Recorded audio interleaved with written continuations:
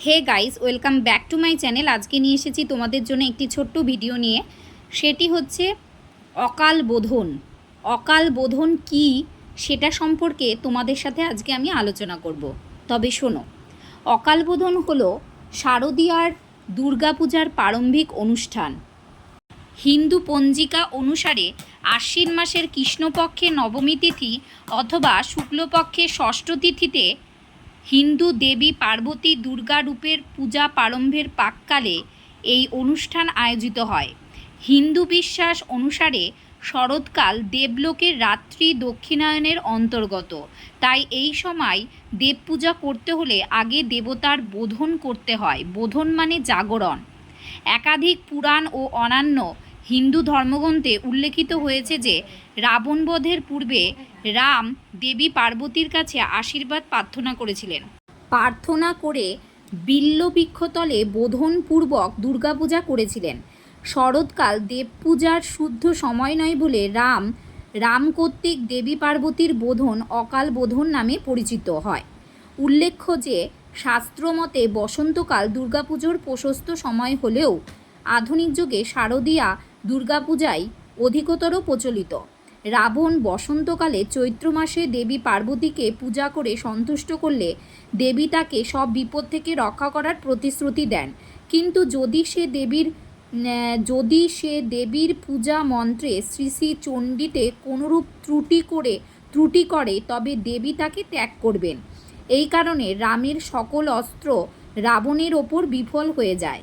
তখন ব্রহ্মা রামচন্দ্রকে দেবী পার্বতীর পূজা করতে বলেন, কারণ দেবী এই সময় মর্তে তার মাতা পিতার গৃহে আসেন। রাম দেবী পার্বতীর পূজা করলে দেবী কর্তৃক তার উদ্দেশ্যে আনা একটি পদ্ম তিনি হরণ করেন। তখন রামচন্দ্র নিজ চক্ষু দেবীকে দান করতে চাইলে দেবী পার্বতী তাকে বিরত করেন ও বর দেন।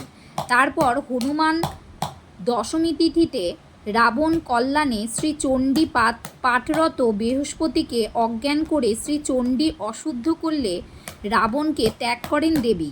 রাবণ দেখে দেবী তাকে ত্যাগ করে কৈলাসে চলে যাচ্ছেন।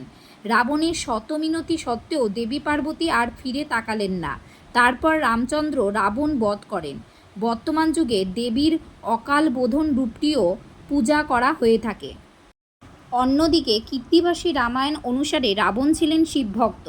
শিব তাকে রক্ষা করতেন, তাই ব্রহ্মা রামকে পরামর্শ দেন শিবের স্ত্রী দুর্গার পূজা করে তাকে তুষ্ট করতে। তাতে রাবণ বধ রামের পক্ষে সহজসাধ্য হবে। ব্রহ্মার পরামর্শে রাম শরৎকালে দুর্গার বোধন, চণ্ডীপাঠ ও মহাপূজার আয়োজন করেন। আশ্বিন মাসের শুক্লা ষষ্ঠীর দিন রাম কল্পনারম্ভ করেন। তারপর সন্ধ্যায় বোধন, আমন্ত্রণ ও অধিবাস করেন। মহাসপ্তমী, মহা অষ্টমী ও সন্ধি পূজার পরেও দুর্গার আবির্ভাব না ঘটায় রাম 108টি নীলপদ্ম নিয়ে মহানবমী পূজার পরিকল্পনা করেন। হনুমান তাকে 108টি পদ্ম জোগাড় করে দেন। দুর্গা রামকে পরীক্ষা করার জন্য একটি পদ্ম লুকিয়ে রাখেন।